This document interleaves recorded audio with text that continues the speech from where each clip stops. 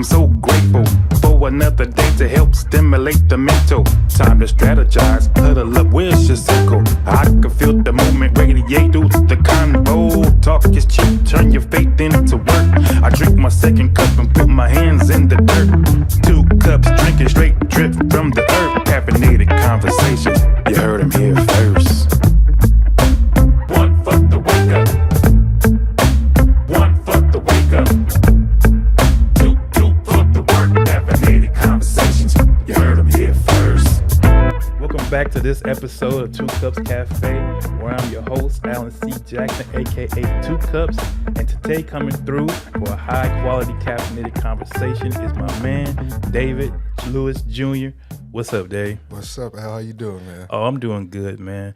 I'm just so glad you came out, man, to have a conversation with me, man. I mean, we go back a long ways. I remember I met you, man, when I was going through a transition in my life from the blue collar world to more of service and social orientated work. We met, man. You were a young man. I was a little bit older. Yeah. You probably didn't know, but at the time I was actually took that job working with adults with developmental disabilities because my brother, he had started his own wing of an organization. He said, man, I want you to come work with me, but you got to get some experience. Oh, okay. So I was fresh out of working in the factory, man, and I was a little apprehensive. I had never done that type of work before. Mm-hmm. And wouldn't you know, man, they put us with probably one of the most difficult clients in the whole organization that they had at that time, man. That young brother was strong and strong-willed, I tell you that. Had a lot of energy, man. I think the young man was only about 19 years old, mm-hmm. but just working through that process, man, and meeting you, I believe at the time you were transitioning also. Mm-hmm. So how'd you get into to working with adults with developmental disabilities? Well, man, it started probably in like 2010, I believe. Probably 2008, 2009. A friend just introduced me to the job. I mean, it wasn't a field I was necessarily looking for. I just came across, at that age, I was in that mindset of chasing money. So like, oh, it's good money. I'm like, okay, right. Cool. I'll check it out. End up liking it.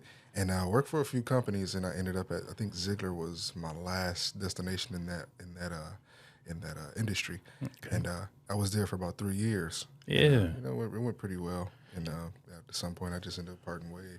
Yeah, I know what's unique about working in the social field, man. I mean, whether it be with adults with developmental disabilities, whether it be, social work with youth, with agencies. It's a lot of times, man, it's a lot of females that kind of oversee most of the jobs. I don't know, it's because as men, it's hard for us to have that patience and that temperament. But I noticed just working with you over the years, man, you got like real laid back, real patient, man. So you think that has something to do with it? Yeah, it did. I was really, I would say nonchalant, easygoing at that time.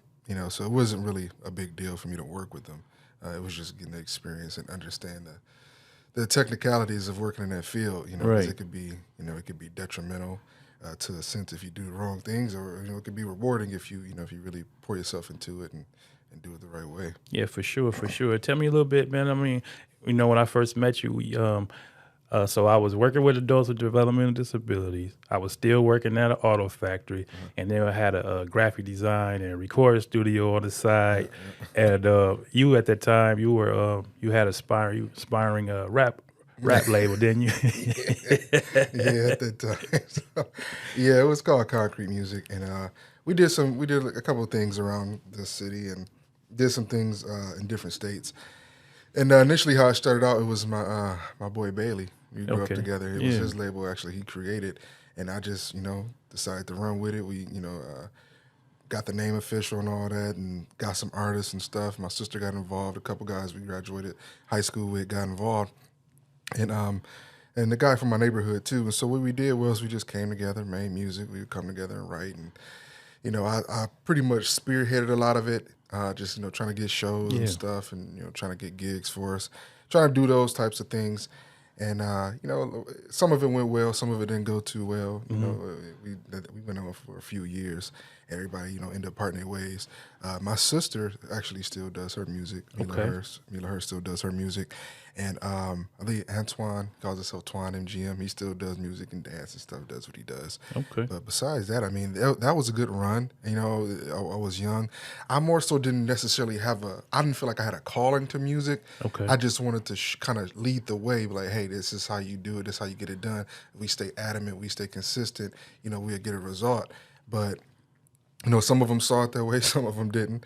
But it's okay. Everybody's journey is different. So for you, was it the music, or was it the actual administrative, the business, the kind of pushing others forward that was attractive to you for it? Pushing others forward. I wanted to be behind the scene. I didn't really care because being an artist isn't natural to me. Okay. I can write songs, but sometimes it take a while. But like you could tell who's really gifted at it, and it's like I kind of force myself to do it because I want to, I guess lay the foundation and show them the way.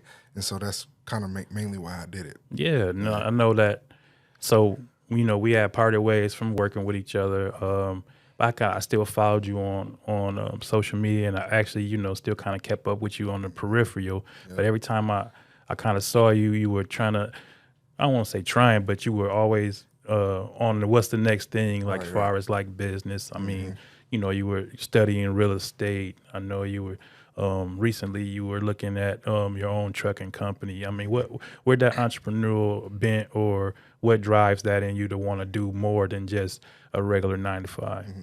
Well, actually, I kind of always had a drive to want to do something more because, I come from poverty. Well, most of us do. Yeah, for sure. But what really sparked that, I got involved in a multi-level marketing company. Okay. And I was there probably like 8-9 years.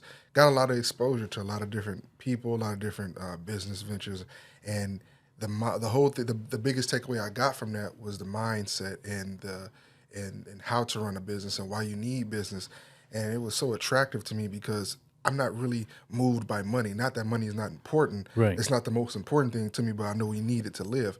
I'm more so set up on legacy. I want to help my family. Father, mother, now that I got a wife and kids, I want to help them.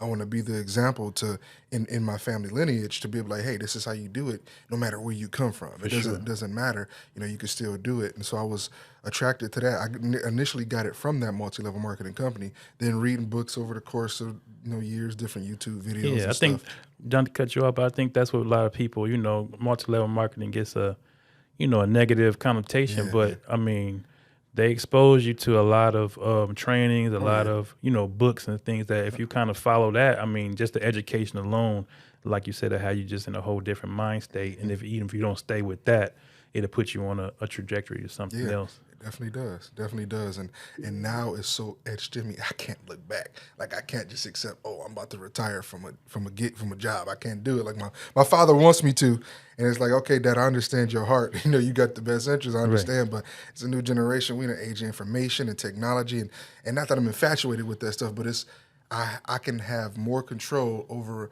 redeeming my time and putting that time in with family from that perspective. I don't have to necessarily kill myself at a job. I can actually spend time with my family if I choose to, because this business is working for me. Definitely. I know, like recently we talked about the trucking company and things like that. I know right when the pandemic hit, it seemed like everybody, if you got a box truck, you can make a whole lot of money. Like I even looked into it, but just for the time and effort and things they put in and the insurance, man, I don't know, a lot of people, that insurance is crazy. It is. Talk about that a little bit. Well, me and my best friend, Derek, we had started a trucking company. We initially were at a furniture spot, moving furniture, and we heard this. I forgot how we got connected. Some guy was like, "Yeah, man, you make good money, $1,000 a week." I'm like, "Cool." So we went, did what it take to get started. Got started with the company, and we were doing pretty good. And we learned something about DOT numbers, and we didn't know that was a thing. And so you got to get your DOT number and all that. And so we went, paid the price, $500. We're like, cool, we got it. So we ready to get our truck. And like, oh, no, that's not it. You got to get insurance and all this stuff. And around that time, we started in like mid 2020, I think like June or July.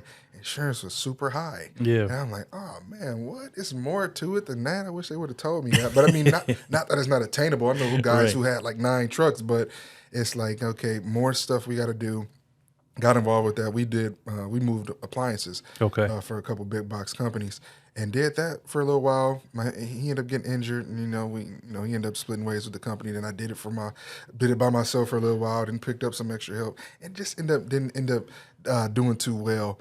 There was a time I had COVID during it, and we lost $40,000 for the month. So I'm like, man, this is tough. Right. Not that it's not attainable; it's still a good business. Even to this day, I would still do it. Right. But we dabbled in it a little bit. Now I know what to do a little bit more, know who to connect with, and just next time I go for it, I know what things to do, when things not to do. The learning process, man. That's the education. That's invaluable, man. Like people say, they look at different business ventures and things of that nature, and they say, "Well, you failed," but no, you didn't fail. You went on a process of learning something, and you always come out better. As long as you don't get bitter, you'll be better, man, in the process. So I know I had a lot of ideas and things. Some things work, some things don't.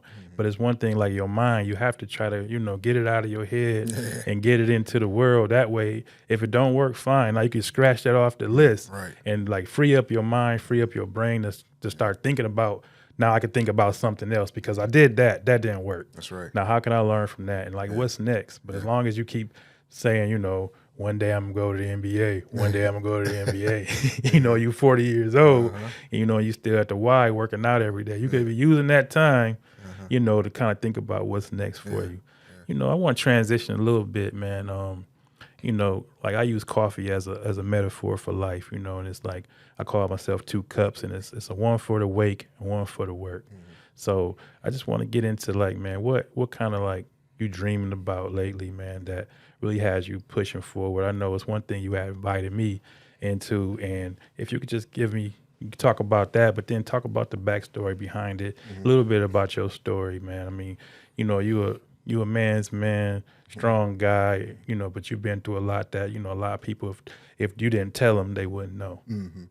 Yeah. So, man, as far as dreaming, man, I've been dreaming about a lot of different things. I mean, like I said before, my mind is really set on legacy, and leaving my family was something. I'm pretty sure it probably hits every man's mind at some point, and that's as far as that. That's what I'm really focused on. The vehicles to get there, God will reveal them, and He'll work that out. But lately, what's been on, and it's actually been since like 2018. I was going through a tough time in my previous marriage, and I went through this training. And this training helped expose a lot of different issues I was going through. And, one thing I realized I had an issue with was confidence. And I knew that stemmed from adolescent, childhood things that I went through. And had an issue with, being a leader and being myself. Because I would always, I was always influenced by my peers, in good and bad ways. But what kind of manifested in my adulthood was, the areas that I was deficient in. So I would always find myself being someone else. Like, for example, in my old church, I dressed like my pastor, preached like him sometimes when I got the, opportunity to preach or whatever. Right. And I would just not be myself. And it was like this big old, this journey of trying to find who I really truly was. But also when I'm around certain people, I would suppress that. I wouldn't naturally be who I was. And so that started in 2018. So I watched something by Dr. Miles Monroe. I forgot the exact YouTube video, but he was basically talking about finding your gift, how, God puts the seed of a fruit inside of itself. So everything has a seed and inside of it. So, and he said, it basically says like the destination or the future of something is within itself. And I'm like, okay, that makes sense. And so I got to praying and stuff like that. And he revealed, that I had this gift of exhortation, this gift of encouraging. And I'm like, okay, well, how can I do that basically when I'm in this marriage, which is tough right now? I feel like I've lost my manhood. I went through what most men don't go through, domestic violence. I was the recipient of that. I wasn't putting my hands on her. She was putting her hands on me. And I don't never claim to be victim, because you are, if you call yourself a victim, it means you subject. You take it. You own it. I don't own that I was a victim. I was a recipient of it. And so going through that, it was tough. You know, it was tough, you know what I'm saying, knowing that I'm getting hit at any given time, pots, pans, spit on, cut, you know, knife to my neck first 6 months, stuff like that. And I'm just like, oh yeah, I'm young, you know, everybody go through this. You know, it's a little rough right now. Everybody go through this type of stuff. And then it just got to a point to where it was real toxic. My kids were seeing it on a normal. You know what I'm saying? It's happening in public. It's affecting my mood. It's affecting how I'm moving with people. You know what I'm saying? I'm really being suppressed in this relationship. I can't really blossom and be myself. And that really affected me a lot. And so, you know, over time, me and her had ended up getting divorced. We got divorced in like 2021. And then, you know, as I'm going through that divorce, I made the mistakes of, you know, us being separated. You know, when we got separated first in 2020, I'm like, dang, man, she don't want me no more. I begged and pleaded, you know, let's make this thing work. And, you know, I'm not about to keep begging and pleading somebody. So as men naturally do, I went out and dabbled a little bit and ended up committing adultery, you know, with a couple women. And so, you know, I dealt with that thing, you know, spiritually and ended up falling in a lot of ways. And the last woman I ended up messing with, I ended up falling in love with her. And what's crazy is I prayed to God, like, man, can you make this woman my wife? And at the time, I'm thinking it's a logical thought. Well, God, if I fall back on the sin, do me a favor and let her, you know, let her be my wife. Yeah. And I'm thinking like, oh, okay, that sounds like a good idea. Now that I look back at it, it was foolish because he's not going to go against what he doesn't want to do. He's not going to go against his word pretty much. So and I was an adulterer at that time. And so I had to let that go. And so he ripped that relationship apart, and it was real tough. It was real tough. I really in love with that woman. I love that woman more than I love my ex-wife, you know, from the short period of time we was together. And it wasn't just sex. It was just, you know, how she respected me as a man and all sorts of different things. But one thing I noticed that we were really unequally yoked spiritually. And I said, I'm not going into another marriage without being led by the Most High. I'm not doing it. And so we went through a tough time, and we had a really tough breakup one time. And I'll never forget, it was a Saturday. I was actually delivering some appliances to Detroit, and I was just teary-eyed driving. You know what I'm saying? I had to pull over to the side. My dude, Derek, he was, you know, praying with me and stuff. And it was like, man, you got to show me who this woman is. And, you know, he ended up showing me who she was the next day at church. You know, my wife now, Pierce, you know, she was like, hey, I got something to tell you. If I don't tell you now, I'll probably never ever tell you. And I didn't really think nothing of it, you know, because she always wanted to go to the store because I was a van driver at the time. And she was like, I like you and I want to get to know you. And I'm like, man, I started sweating. So I'm like, He says, yeah, it was crazy. And because like I was praying for her husband. Like Paris is cool. She was a single woman. She, you know, poverty stricken a little bit, young lady, but you know, she was about her business and she wanted to take care of things. She just wanted to take care of her family, and I respected that, so I prayed for her. I had her on my wall, but I know I was praying for myself, man. And so we ended up courting. We courted for like 3-4 months. We knew what we wanted. We knew we was put together by God, and so we ended up getting married like 3 or 4 months later. It was the most best decision I ever made, man. We didn't have sex before marriage. We didn't even kiss before marriage. Our first kiss was on the altar. First time we had sex was the night we got married. And I was like, man, this is a testimony. And so, long story short, a few months, you know, into it, you know, God had told me to get back to my first works. Not only did we get married, we didn't kind of work out all the things we had, all the issues we had going on. Right. We still come with some problems, some issues, baggage, baggage and stuff. And so I still dealt with residual from the last marriage, being hit on, being demasculated, all those sorts of things that I allowed to happen. Showed up in the marriage, the new marriage. And so I dealt with certain anger, certain things, you know, being ticked off by certain things, talking to her a certain way, never called out her name, but just pissed off about some things. So you get triggered, like, yeah, definitely. This remind me of something. I'm about to deal with this now. Yep, exactly. Just like that. And I can do it in a harsh way, but she takes it as harsh. But I take it as me just speaking passionately about it. So there's two different viewpoints. So like I'm speaking out of passion, but you say I'm being harsh to you. Right. How do we come to a middle ground? And so as you know, it was tough. So during this, he said, get back to your first works, okay? And so I'm like, okay, how do I do this? Still with this baggage, still with this stuff I'm dealing with. So he leads me to speaking to men. And I'm like, okay, how do I speak to men when I went through getting hit on? These dudes gonna think I'm a punk. You know what I'm saying? They're gonna think, oh, you just accepted this, whatever. Why we gotta listen to you? But it wasn't so. Now that I'm a bit more mature in it, it's like, nah, that's not the case. Everybody want to hear your story. There's people out there who need to hear this. It's some guys that's not saying something because they feel like they're gonna get put down. They're gonna look at as being soft. Right. You know, they're gonna feel like you know, they're gonna lose their I guess their place in society or whatever the case. But I have to come to a point to where like I don't care about that. Mm-hmm. Not that I don't care about nobody else, what everybody's going through, but like I got to be able to do what God want me to do. Get this thing out Right. and let it touch people that it's supposed to touch. So we started. He let me to start. Was called Project Reclamation, and what we're going to be doing is going to be five. It's going to be we're going to be focusing on 5 different areas. And where I got this idea from, I adopted it from a guy named Jamal King, black dude out of Chicago, doing phenomenal real estate. You can look him up on IG or whatever. He's doing great. And so he has this thing called the 5 Pillars Challenge, and he only opens it up at certain times during the year, which is dope. And so I went through it for 50 days, and when I went through the 50 days.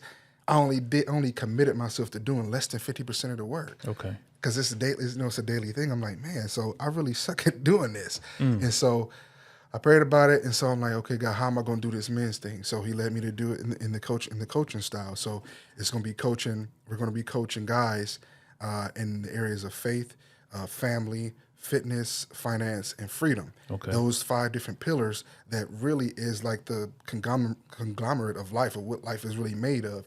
So, you need some type of faith. You know what I'm saying? I can't really tell people what to believe. Everybody believe what they want to believe nowadays, but we know what we believe. So you got to have a faith. Family, you know what I'm saying? Whether you got kids or not, you got somebody that you love. You got to be able to, pour into them in some type of way. Fitness, most of America's overweight or obese. You know what I'm saying? If we call ourselves men and we want to be in our kids' life, well, a legacy is not just monetary. It's not just monetary. It's not about money. It's about what can you pour into while you're still alive? What will they know you for? So if I ain't able to keep up with my kids or able to do what I want to do, I can't do it if I'm out of shape all the way. You know what I'm saying? And then finances, of course, we need money, unfortunately. Money's not, like I said, money's not the most important thing to me, but we do need money to move money. Yeah, we do. We definitely need money. So if we could do this in a way that's going to help set our families up for generational wealth, we should do so. It's not going to happen by job. Job is just a step. And I'm a firm believer of businesses and, investing and stuff like that. So we got to be able to lead guys on how to do that. Definitely. And then having the freedom. What does freedom look like to that individual man? You know what I'm saying? I always say freedom to me is just being able to do what I want, who I want, whenever I want. You know what I'm saying? Just go. If I want to go to Dubai in the next week, let's plan that trip and just go because we have the passive income, we got the cash flow to do so, and things are in line in our house to where we can just do it. Right. And so if we can equip men to have that type of mindset, help set that foundation, because we can't just change a man. We're not going to force change on a man, but we're going to try to equip him in the best way that we can. Because, if we can get the man, which is supposedly the head of the household, according to the Bible, if we can get the man, then we can take away the stigma that society has about man. Oh, he's a deadbeat. Oh, he doesn't have a job. Or he beats on women. He's an alcoholic. He's a drug addict. We can help take some of that away. Now, we ain't going to take it all away because, world is coming to an end anyways. Things going to unveil the way they're going to unveil anyways. But if we can help plant seeds, if we can help, slow some of that stuff down, that's what I'm seeking to do with Project Reclamation. And I believe we will do that. And we're going to have coaches in each individual pillar. And I'm really excited about it, Al. I'm really blessed that asking you to help, and that you accepted that. That's really I really, I ain't gonna lie to you, I had to wrestle with it. Yeah, I know. Because just from the standpoint, kind of like what you were saying about your journey, like I've been married, I think 26, going 27 years, but just you asked me to help coach in the pillar of family, and it's like, I got 4 kids, man. Like I said, I've been married 27 years, but when I look at it, like a panoramic view of my marriage, we had ups and downs and back and forth, just like anybody else. My children have challenges. I always, when I look from child to child, some of my decisions when I was younger, how I dealt with my oldest daughter was real super strict. And now I got this 11-year-old daughter, and I'm almost raising her like somebody's granddaddy. Yeah. I am a granddaddy. I got 2 grandkids, but I'm just like, I'm almost raising her like I'm her granddaddy. So it's like, it's not, how you say, a formula all the time on how you deal. But when you say coaching, but then I had to wrestle with that. I'm like, well, coaches, I can teach you how to adjust, you can teach you encourage, get your information. Everybody, you said a coach, you didn't say like somebody that was prescribing something. Yeah, so, that's why I was like, okay, I could deal with it, because I'm one of the first to admit, I'm a work in progress myself. You know what I'm saying? Yeah, and that's real. I'm glad you said that because I even wrestled with creating the program because it's like I said before, who am I going through that domestic violence piece to tell another man, hey, go, what I'm saying, this is how we do this. I struggle with that too. And even to this day, sometimes there's doubts and stuff that come, but I realize that I'm not going to be the perfect package. I'm not going to be, what I'm saying, the perfect gift to give to a person. And that's why I kind of made the program like, okay, well, coaches need to go to different pillars too, because we all have a weakness that we dealing with in some form or fashion that, if we rotate and we pour into each other, then I think it can help, even the coaches and the attendees, Definitely. get better over time. You know what I'm saying? Like I learned a lot of different information from seeing your different posts, seeing other men different posts, different pastors and different stuff like that. Even a person who you would think a homeless person could say a word to you, what I'm saying, spark something in you, like, man, that made a lot of sense. Yeah, He for may not be in sure. the best position, but that doesn't mean anything. You know what I'm saying? His words don't just fall to the ground because of his position in life. Everybody going through their journey. Definitely. And just you said that, like, you said about different people's posts and things like that. I know a lot of times with me, it's like just being consistent with posting, and my team I work with, they always tell me like, man, Al, man, you need to put something up. I mean, you doing this, you doing that. But I also struggle with, being out front. Like this just undertaking for me was a huge undergoing. I mean, I used to do Christian rap back in the day, but that was more just from a standpoint of I just needed to get an expression out. I was more focused on, what God had wanted to say. But now it's like I have different thoughts and ideas, and it's like, well, I need to get those out because, like you said, somebody is going to be encouraged. You don't have to be famous. Like, I don't care who wrote the book. You can give somebody a book to read. You can give somebody some famous quotes, but some things they just need to hear coming out of your mouth. They don't care about what this doctor said. They don't care about what this famous athlete said. They just want to hear about what my boy Dave got to say, what my boy Al got to say. And that's kind of why I forced myself out of my own comfort zone to go ahead and just begin to use my voice and my experiences and just have these high quality caffeinated conversations, That's man. dope, man. That is dope. But man, I'm gonna put your information in the link in the we on all the podcasts I release at. We also have a YouTube channel, man, and Dave, man, I'm just proud of you, man, and how you didn't let your setbacks, man, just be for naught, man. How you take those experiences and be able to share them, man. And I'm looking forward, man, talking with you some more and just going through this journey and just seeing how this time next year, how much further up the road you're gonna be with everything. Absolutely. Thank you. But I ain't gonna hold you, man, and I just appreciate you coming out, man. Anything else you appreciate want to share right before we go? Nothing specific, man, but just, whoever's out there listening, keep tuning in to Two Cups Cafe. The podcast, phenomenal guy. It's a great guy. Just be encouraged in life. If being who you are could get you what you wanted, you already have it. You got to change who you are or change what you want in life and just, keep pressing forward. As long as you still got breath in your lungs, you can wake up and, you may not be excited for today, but you still got, another day to do something that God called you to do, to pour into somebody's life, no matter where you at. Yes, sir, man. With that, man, we just appreciate you coming through. And like you said, tune in to the next episode, Two Cups Cafe. I'm your man, Two Cups, Alan Jackson. God bless. Peace.